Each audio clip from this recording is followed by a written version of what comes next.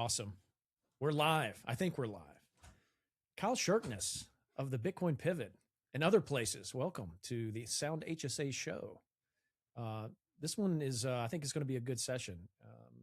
I'm excited for people in our ecosystem and whoever's watching now to learn more about you, what you've done historically in the TradFi space, but maybe the most exciting thing, what's happening with the Bitcoin Pivot. So, first of all, welcome to Nashville, Tennessee. We are doing this in Bitcoin Park in the podcast studio. So people will see a Bitcoin veterans banner behind you, which is awesome.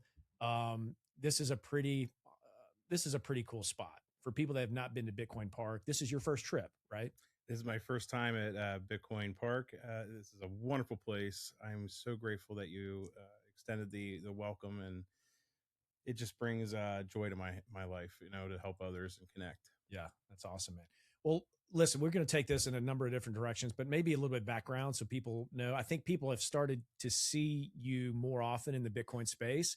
It's not by accident. I think you are working on some amazing things to further Bitcoin adoption.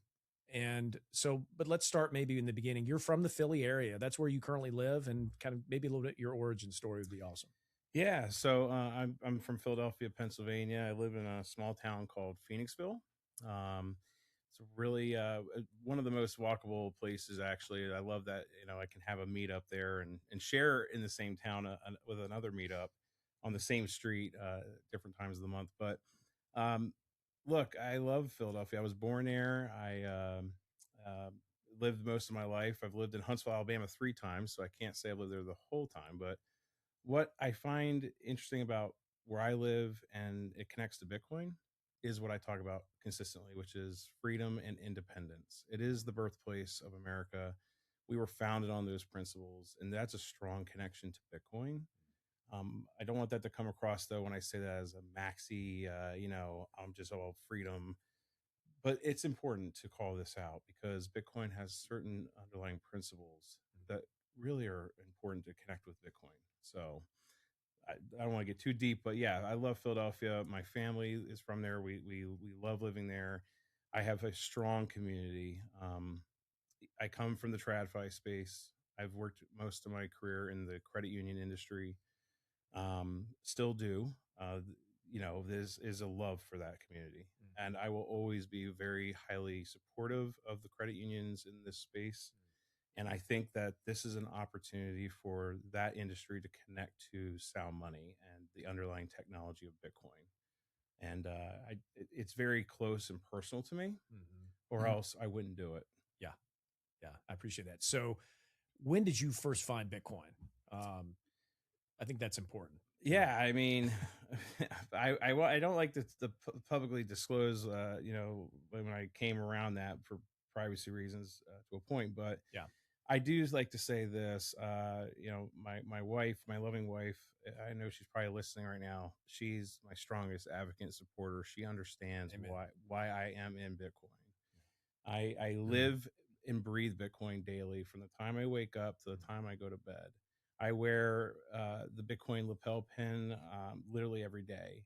It is ingrained in my DNA. I believe in this as a generational standard, and I will fight for that. That is too important to not do so. Um, my sister, she also is in TradFi. She is a Bitcoiner. I love her to death. My uncle Mark, who is not always a Bitcoiner, is now a Bitcoiner. There are people in my immediate life that have been there, and they see why this is so important for the future for many generations.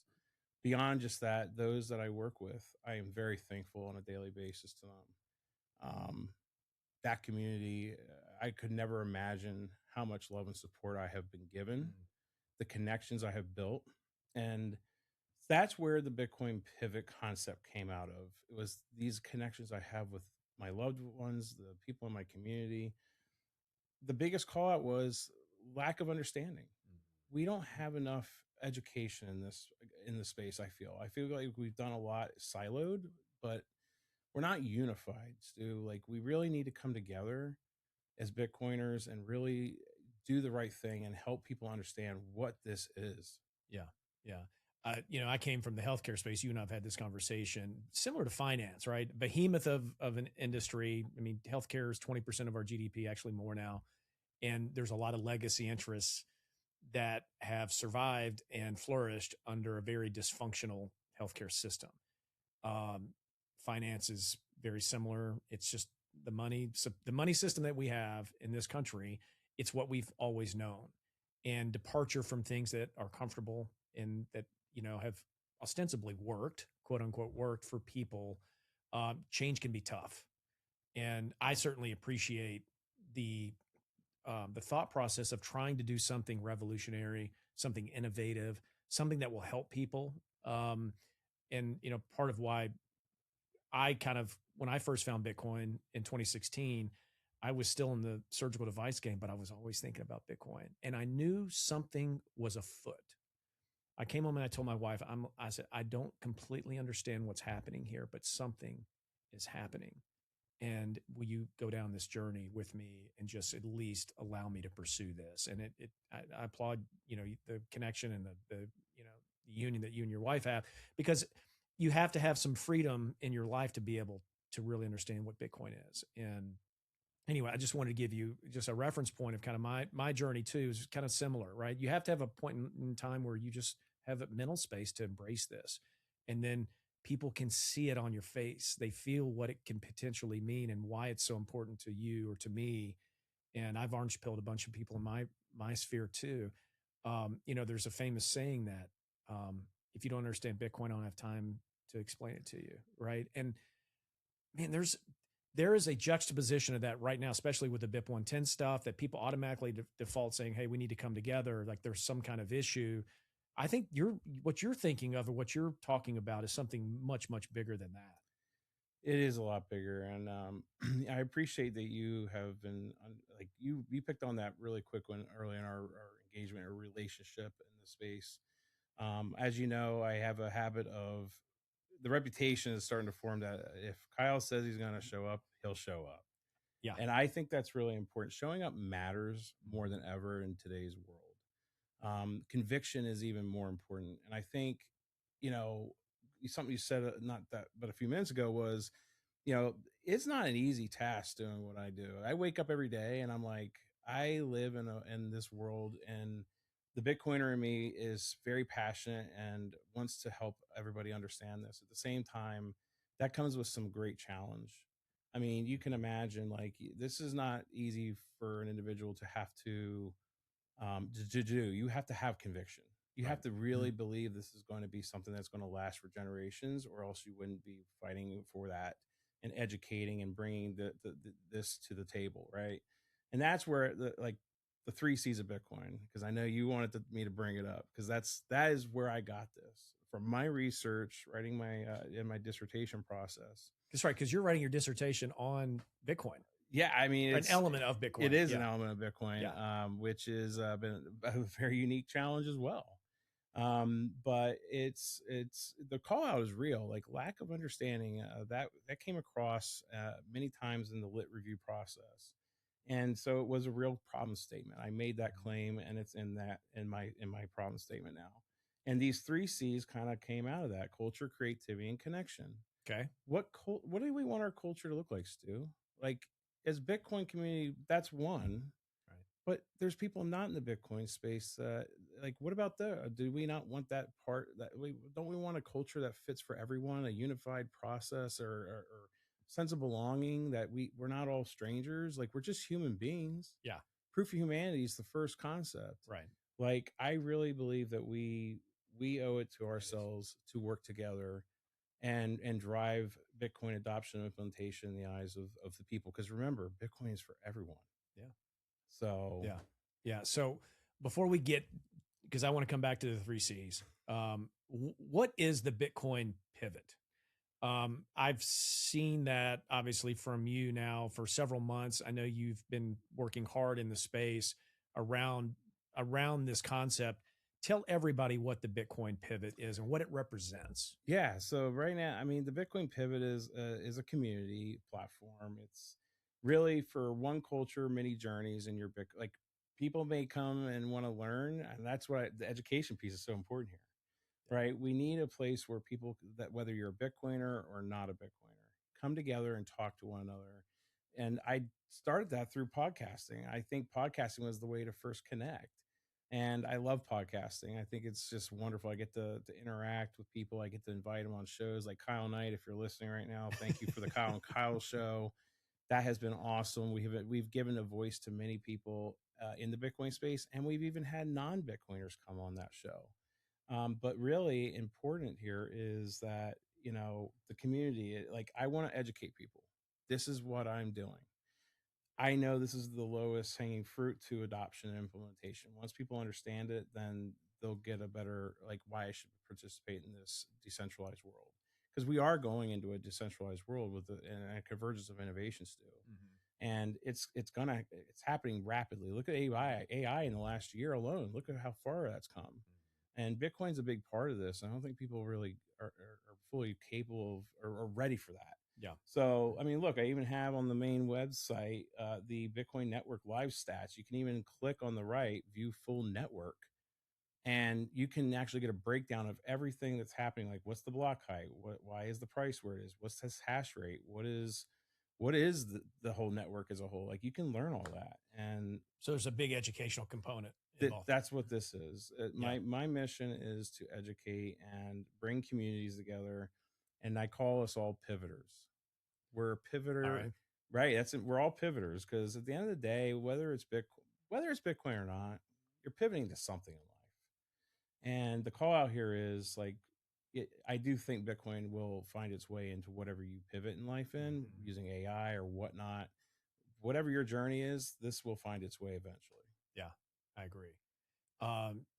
Who else is involved in the Bitcoin pivot? It's you and as a founder, but I think you have some folks also along the ride with you. Yes, my wife's a co-founder, and my good friend Jesse Markowitz is a co-founder, and we just in this, we obviously work full-time jobs, but we this is something we are passionate about. We run meetups. Yeah. This is really just about connecting with people and educating. Yeah. At this point, we have that's the main goal. We really think that's the most important thing that we should be doing, and we're asking Bitcoiners to do that as well. Yeah. Yeah. I think, this is a fantastic discussion. I was talking earlier with Mike Coffey, who is the co-founder and CEO of Blue Cotton, an incredible manufacturing store out of Kentucky, and he's a huge Bitcoiner. He's developed Bitcoin incentives for his team, his employees and his team. But he made the statement: "We're designed to live in community, regardless of a religious affiliation. Like, there's something bigger at work in all of us, and I think we were designed to live in community and to live in connection." And Mike brought that up on our podcast, and I think Bitcoin intuitively, or I should say, immediately when you meet other Bitcoiners, real Bitcoiners, regardless of their background, there is a social filter that is already satisfied of understanding of work that those people have put in to arrive at wherever they find themselves. I think, though, there is a belief that a concerted effort by some that to force maybe a connection, meetups, I think do a great job of connecting us, but to force a connection through a centralized effort, is there something else? Is there a trust component there where people may say, well, why do we need a concerted effort like the Bitcoin pivot to do all of this? Can't that just happen organically? What are your comments to that? If I felt like the space, the Bitcoin community space, has done a good job, I don't want to make it sound like nobody has done a good job. Right. We all have, in our own ways over the 100%. Years, done that. Bitcoin Park is a great representation of that. Where we're sitting has done a masterful job of bringing people together under a very big tent. It's amazing. 100%. Yeah. But at the end of the day, we're still siloed. Yeah. And the efforts are better if you can combine within the community, those efforts, and say, look, we need to make sure we're fully aligned strategically of like, where do we want this to go? Yeah. I mean, look, there's by no mistake here. Look at what's happening with Bitcoin. I mean, TradFi has totally found its way. Yeah. Okay. The tech companies, the governments of the world are starting to wake up and see this is not going anywhere. So really, Bitcoin is for everyone. Like I just said it earlier, like I'm not the only one saying that. Yeah. We need to come together and decide what is the adoption and implementation like this for our society as a whole globally. And I think if we remain siloed in our own efforts, that's not the way this should go. And I actually, again, I made a comment earlier. I've worked in the credit union industry for basically 20 years almost at this point. I love that community. Yeah.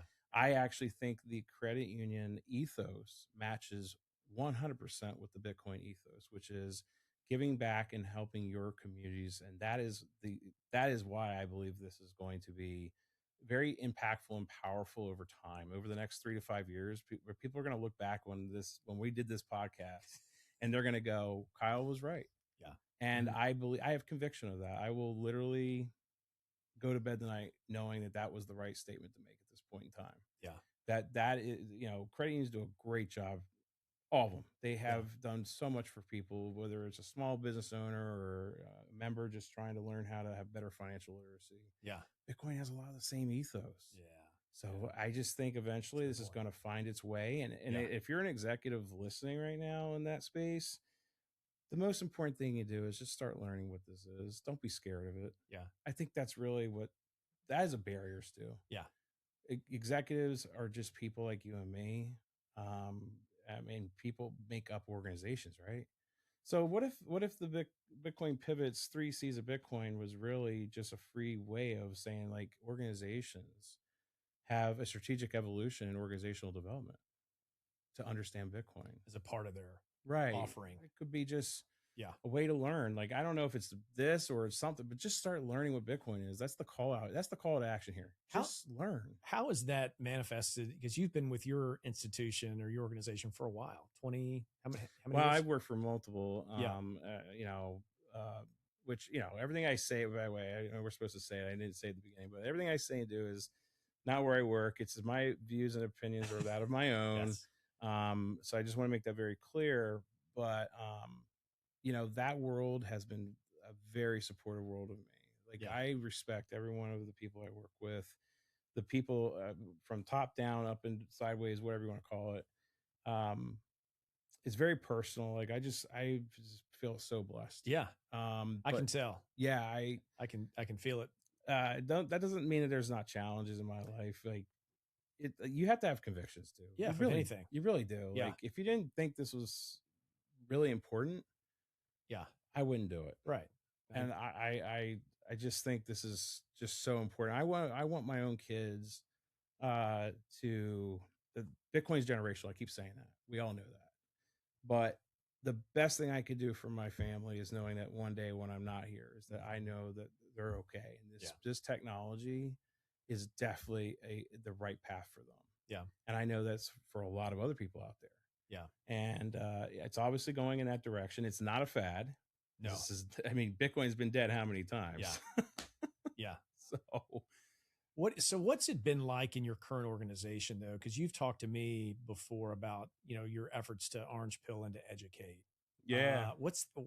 Again, I suspect that's where you want to take the Bitcoin pivot from an enterprise standpoint, right? Is to help individuals, but also corporations maybe to better understand Bitcoin as a technology, as a money, as the best form of money we've ever known. I mean, what's it been like professionally within your organization? Well, I don't really speak to that much because I have there's a lot of respect of ethics and everything. Sure. So, but what I will say is this, I do travel. I've traveled the world. I've been speaking on some stages. I get on podcasts. And what I will say is this, is that, the Genius Act was really the starting, the tipping point. I think stable coins, coming out and being supported and being implemented. That's what really gets the organizations, really paying attention, especially if you're in TradFi. Yeah. Again, it's led to, I just love that I can be me. Yeah. Okay. I'm putting out breadcrumbs here. This is important stuff, right? Breadcrumbs. I say it all the time. I will never, if I couldn't be a Bitcoiner, I don't have a sense of belonging. Wow. That's a real factual statement. Like if I cannot be me, the authentic Kyle, yes, I don't belong. that is not my space. Okay. I do not feel that way where I am anywhere at any given point in time. I have Yeah.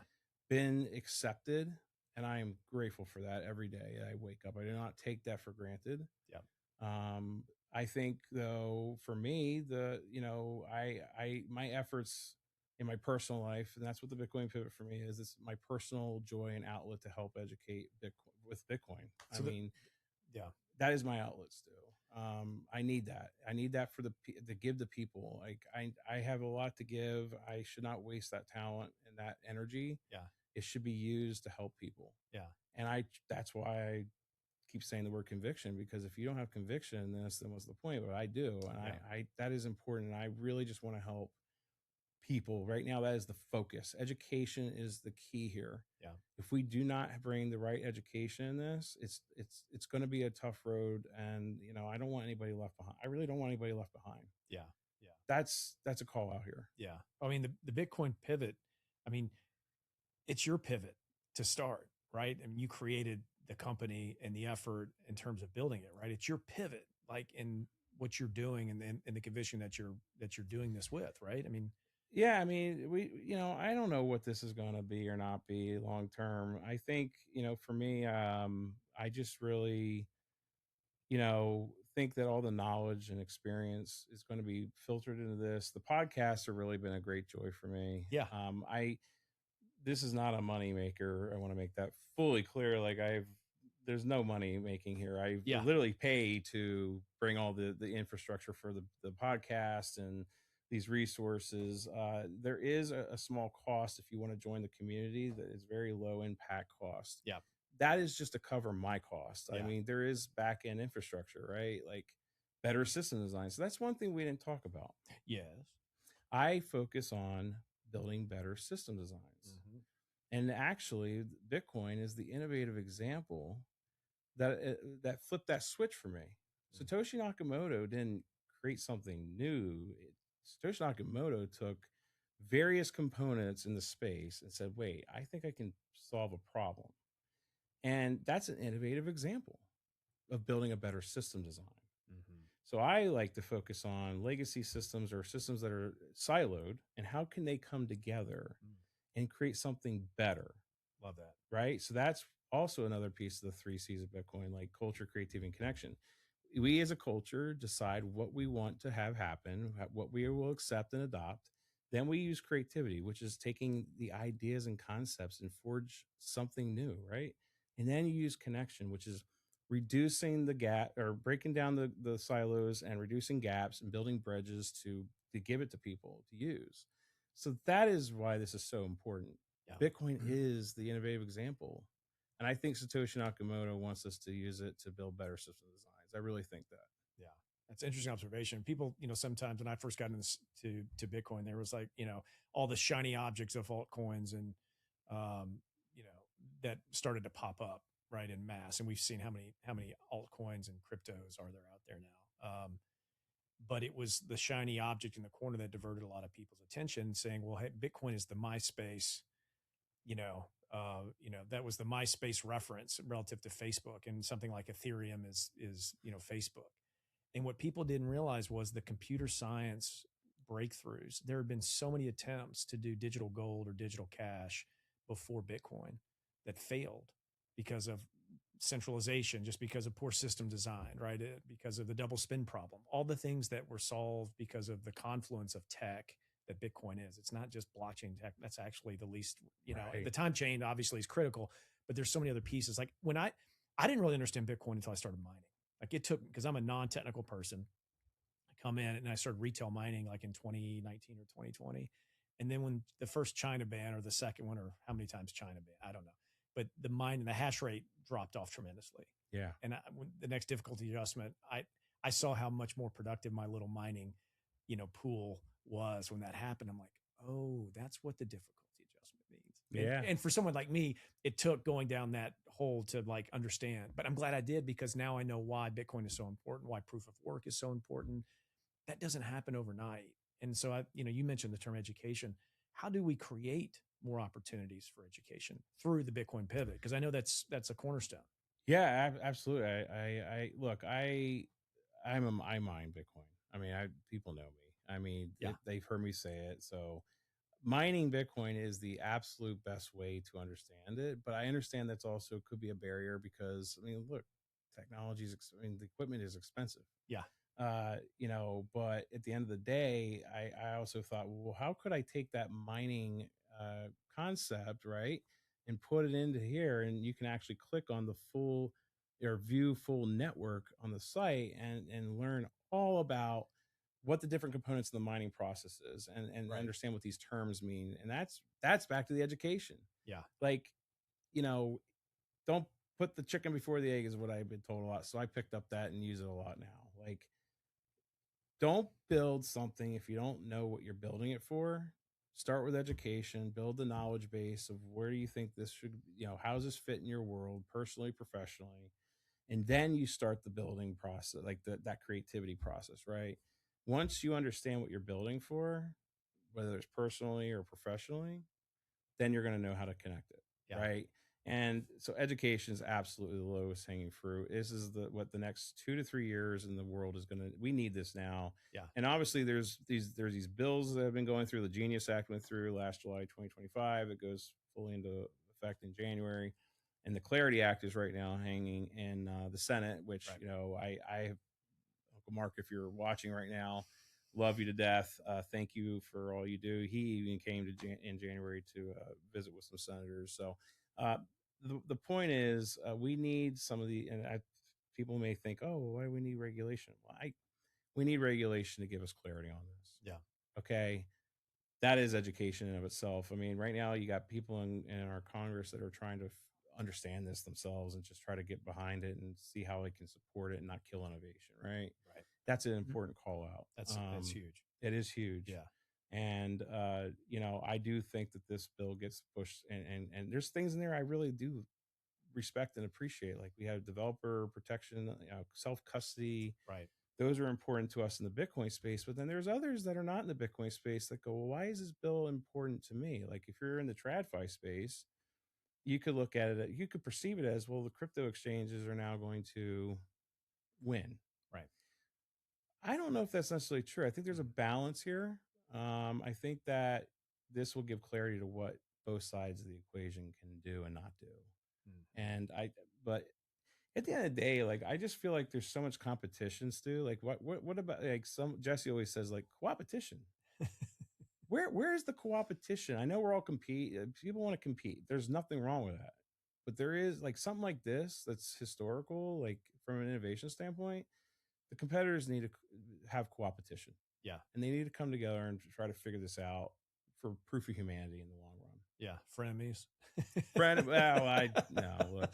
No, I think it's again. You mentioned the term silo, and my experience coming into Bitcoin, it's like you had to, you kind of had to go to school, right? It's like, okay, here's some resources, and it was really up to you to go do the homework and do the tough work to learn the technology, why it was important, the aspects of Bitcoin, how what did it mean for your life, my life, like, and people. I think there is an opportunity for people to come in and find educational sources that are trusted, that they feel confident in, that they can plug into.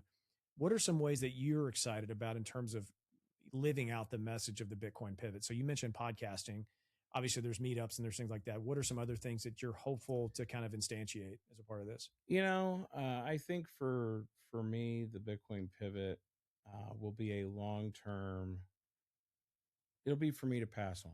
Mm, It's generational. I don't know. I started this, but that doesn't mean it's me that finishes it.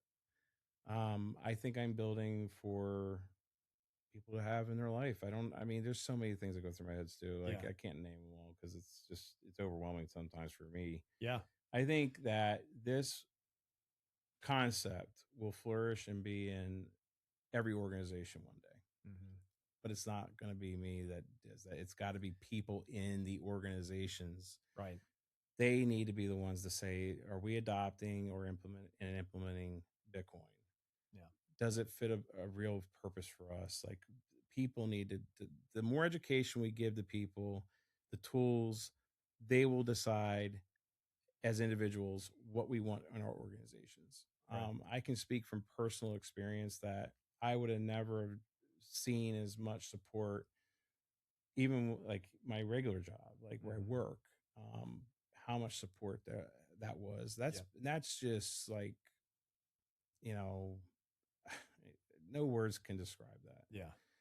That means either one, I have done something to make an impact on your life Mhm. and it means something to you, or two, you just want to know more, and maybe that would coming and saying something to have an interaction just to learn is the start of your Bitcoin journey. I don't know, Yeah. but it's yeah, a lot of emotions. Like it's okay to have emotions, right? Like 100%, man. yeah, I Yeah. mean, like Yeah. you can. I don't know if you can imagine like waking up every day and being me, but my wife does. She, my German Shepherd Millie, she definitely sees it every morning. Yeah. So I, I'll just say this: Yeah. one, if I had to pick one word, that word is blessed. Mhm. And I turned 40 here in September. It's amazing, Stu. Like Yeah. it's not. It's a milestone for me. Like Yeah. for me personally, I think that has been hitting me hard. I don't know why. Well, and I'm older than you are. Legacy starts to come in, I think, for men in their 40s. And I don't want to over general it's different for everybody. I get it. But like get to a point, you've had enough life experience, work experience, you maybe have a family, you being generally speaking, and those eternal things, if I can use that word, like legacy stuff starts coming in. What is my contribution? What can I do to help? What more can I do? And for me, being kind of growing up in a traditional healthcare system where we know the bloat of the healthcare system is 5.3 trillion. We use that stat all the time. I watched how the more surgeries my companies did, and we helped thousands, and those technologies continue to help tens of thousands of people. It's not an indictment on innovation, but a fee for service health economy where the Yeah. more tests are ordered, more drug prescriptions that are, filled, more devices that are used, more. Let's use the healthcare system more as much as possible. When I found Bitcoin, I'm like, wait a minute, there's truth here.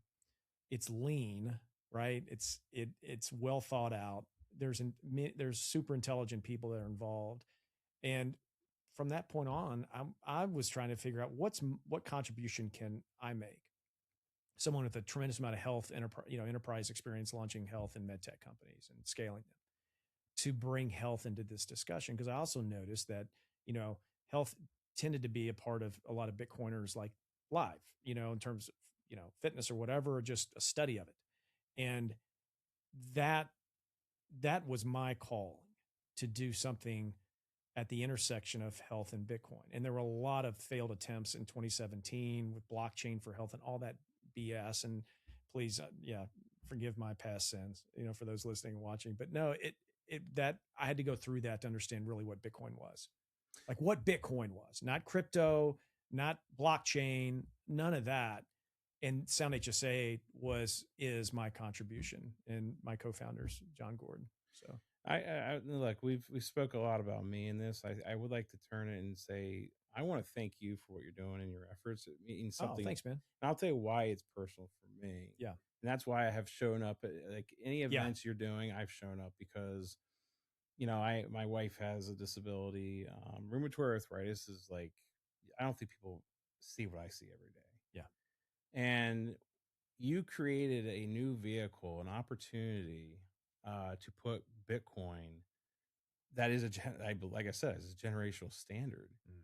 in this vehicle that's so important, and it's triple tax advantage. Mm. And I can use that not only for healthcare, like we talk about low time preference all the time, Yeah, right? we do. Yeah. And if anybody watching this right now, like what low time preferences, like I am willing to delay reward gratification Yeah. for a later point in my life.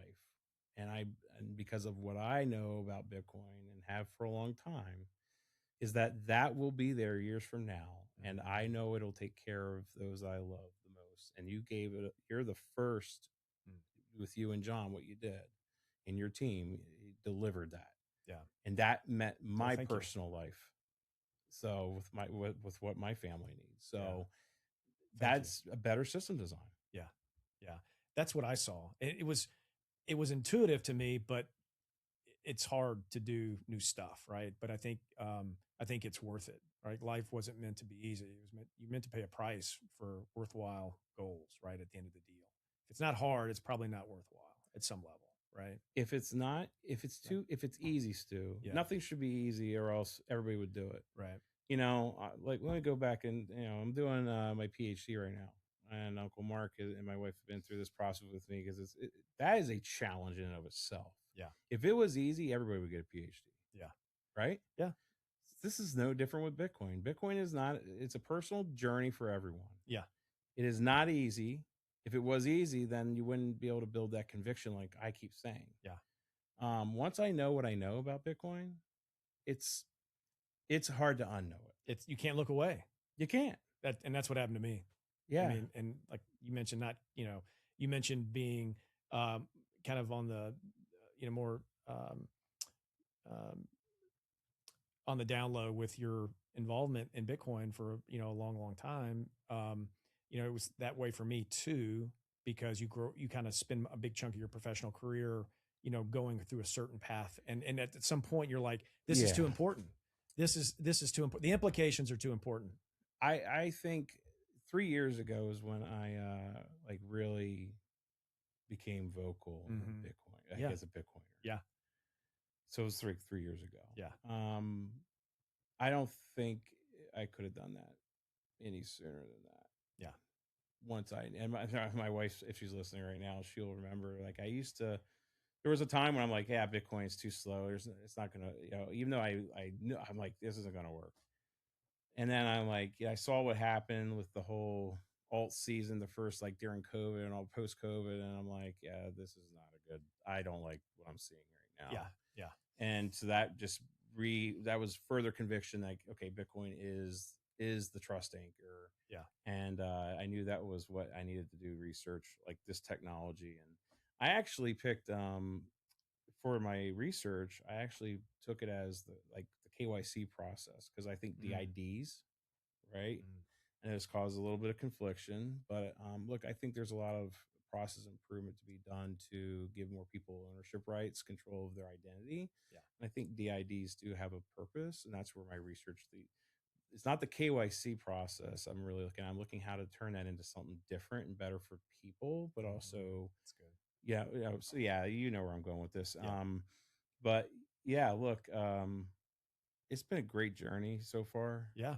I'm glad I became vocal 3 years ago as much as I did, and I keep doing. Yeah. I want to be able to live the rest of my life. What brings me joy and happy and passion, and I'm very passionate about this. I do this for everybody, not for me. So I just want to make sure that people listening understand, like, I'm not going anywhere. I'm here to support the Bitcoin community. If you're a builder in Bitcoin, Yeah. I'm here to support you. I will not deny that. I will show up when it matters. And Stu, I think you better than anybody now can say, like, he'll show up. I will show up. If you're, I don't care who you are. If you called me up and said you want to learn, yeah, you want to just learn stable coins? Great. Let's talk stable coins. Like, that's still important too. Like, I actually think Bitcoin and stable coins have a direct, like, you can't do one without the other. I've always said that. Yeah. And there's reasons for that, but that's a deeper conversation. But yeah. Look, if you want to know something, I'm happy. I'm an open book. I mean, yeah. I look, I've been to Prague twice in the last 6 months or 8 months. Yeah. Was Ireland. My wife went with me to that. I've gone to several events. I run meetups. Last week, I do want to say this is really cool. Talk to me. The coffee shop behind where I work put in Square terminals, and sweet. Yeah, so I finally there's video of me doing this. I finally decided that day to push the button on the front of the terminal that I'm sure nobody else seems to know that's there. This little toggle, right? Yeah. And I decided to pay for everyone's coffee that was with me in Bitcoin. Yeah. And what was the coolest part about that? Did people watch you do it? I mean, like, yes. Were they like looking over your Everybody's shoulder? watching me do this. And but even the ladies, the wonderful baristas, I guess we call them, the coffee shop. So they were like, what's going on? The terminals, it's Bitcoin. Yeah. And but seeing there was so much joy on their faces. They were like like this is so cool to them. Yeah. Yeah. I don't until people see this and witness that experience, I don't think that's the best way to learn Bitcoin. Well, if you've not sent a Bitcoin transaction, Yeah. and you are a detractor, No, and we don't like to use that. Whatever. If you Let's not use that. if you've never sent a transaction, then you really you haven't experienced Bitcoin. That's and that's the thing. If people want to dismiss Bitcoin, you need to send a transaction and play with the technology, have some experience. Absolutely, 100%. And that's why it made sense that day to pay for coffee. That I go to that coffee shop a lot. I'm going to make my meetup. I'm going to have a meetup there now because I think it's important because, people that understand Bitcoin in that way, like paying for their coffee. Yeah. That'll be the best educational tool for adoption and implementation purposes. I will never forget the day when those individuals behind there saw me pay with Bitcoin. I think they were honestly thinking like, oh, it's not just something you buy and think it's like a stock or something. Mm-hmm. No, they're like, this guy just literally paid in Bitcoin. Yeah. Yeah. And that was cool because you know what? As long as that, I'll keep doing that. I love spending Bitcoin. Any opportunity I get to spend. I mean, look, I will say it. It's on my laptop here. Bitcoin is money, Stu. Yeah. And we should spend it as such. Yeah. It's just digital currency. It's not some scary, bad actor thing. The technology's sound. Yeah. And I will defend it. I will be a strong advocate in the space. And I will show up when it matters to help support it. Culture, creativity, connection are the 3 C's of the Bitcoin pivot. Where can people go? What's your web address where people can get updates? It's just the bitcoinpivot.com. You can get to our podcast. You can go into the Pivot community. It's free to join. I mean, there's a free, like I said, the minimal cost for the other tiers is really just to pay because there's some cool stuff in there. I created like a game. Yeah. To like learn. It's like a kind of like a Typhoon or a Zelda kind of format. I didn't take their stuff. It's just I kind of made it like a fun learning. Yeah. There's these like 10 levels of learning of like even the white paper. Like that's one of my biggest call to actions on my podcast all the time is, have you ever read the Bitcoin white paper? Well, now I just gave you an easy way to learn. So go in, it's free. Just learn the Bitcoin white paper, take some quizzes, and there's a game. There's also a community forum where you can talk and learn, and you can see where there's conferences around the world, and find your local meetup. You can post your meetup in there. I mean, there's a lot in there that's just for people. Yeah. So your call to action, any individual, yes, any organization that desires to bring Bitcoin more into their culture, into their understanding, looking for educational resources. That's a big part of what the Bitcoin pivot is. That is 100% what it is. Look, Bitcoin is permissionless. Yeah. I don't need a permission to interact with it. You don't need it either. Neither does the organizations. It's free to everybody to use. Yeah. And so I'm no different. Yeah. Let me do what I can to help with that ethos. Yeah. I know, in the time that we have left, in a few minutes, all of those educational components for Sound HSA are fundamental. That was the opportunity John and I saw too, and our team continues to see as we built and will continue to build on a product that educates people who, in this case, how to self-direct an HSA, whether it's through their employer's payroll or if they just open one up on the retail market. And so I know you've been, helpful in kind of, your experience in designing, TradFi products and UX and those kind of things and giving good feedback. But I saw a huge need for people to understand one of the best tax advantage products in the U.S. tax code that is so grossly underused. And when it's used, it's unfortunately used as a debit card account more so than as a triple tax advantage savings vehicle that gives optionality for people now. And your point about your all's particular health instance later. So, you couple it with things like direct primary care, which you can now use your HSA for direct primary care, effective January 1 of this year. You can use it for telehealth. You can use it for a variety of things, fertility treatments, longevity, wellness pursuits, letters of medical necessity devices and things that your provider deems medically necessary. You can use your HSA for so many things to optimize a health experience to the best possible extent that we can. Health is not binary.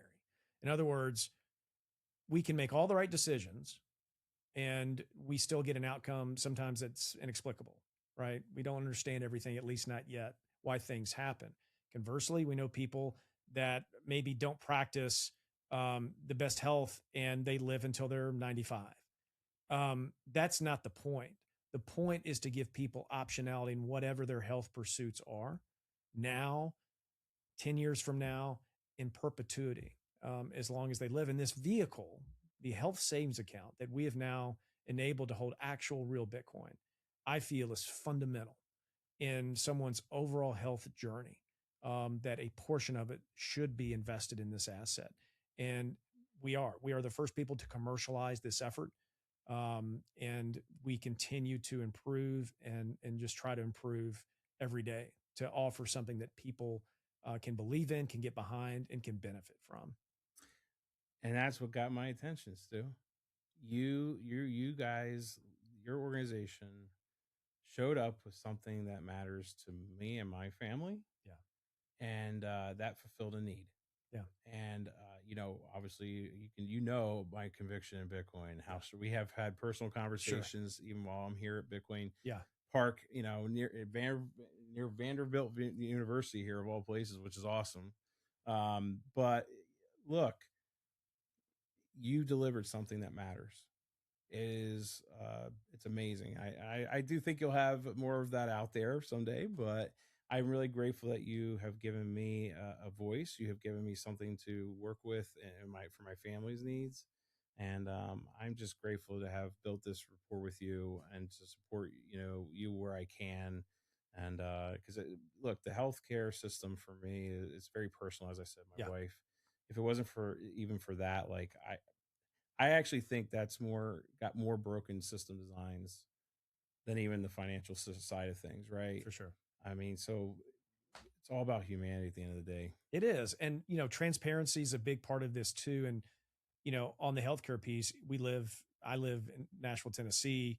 Some of the greatest physicians and people in the healthcare space live and have come out of Nashville. And I too am grateful for Nashville's healthcare community and what they've achieved over many, many decades. But we have a system that is largely dysfunctional. And where I see the opportunity are true transparent marketplaces for price of value for value of health goods and services that does not exist for the most part today in this country. There are people that have attempted and are putting together those platforms like Surgery Center of Oklahoma. They publish all of their prices for surgery on their website. And that's what we need to get to, right? Bitcoin, I think, enables an ethos of transparency where whether you accept Bitcoin for payment as a physician or a provider, that's great. I think there's an opportunity, though, to create a true market where, what Bitcoin does inside our product is it enhances spending power over time, which Bitcoin does anyway. But you've got some cool tax advantages in this particular vehicle to do that. I think we need more of that. I think people need to have more optionality. And we've gotten into this system where there's just so much bloat. Yeah. And no one's a bad guy. It's just where we've arrived. And the people that are trying to make meaningful change in it, and it has to do with a real marketplace. Until we get there, you're not going to see a meaningful change in terms of the cost of care come down. And that's why sovereignty over health and health finance, personal health finance, is so important. Oh, it is. Yeah. It's a part of the equation. It's not the whole solution, but it's a part of the equation. So yeah. Well, thank you again, Stu, for having me down here and for giving me another platform of voice. We'll do it again. We will. Yeah. I'll continue to show up. Okay. So again, the bitcoinpivot.com. Yeah. If people want to start their educational process with you, and more to come, right? Yeah. From the Bitcoin Pivot. Well, yeah, there's always something coming out new. And, obviously we're going to do more events, but there'll be more to come on that. Yeah. And if anybody watching or listening wants to learn more about Sound HSA, you go to soundhsa.com. You can book a call with our team. If you just want to get an informational call, we'd love to talk to you. And we'd love to have you as a customer as well, if it makes sense. So Kyle Sharkness, thanks so much. Thanks, Stu. All right, man.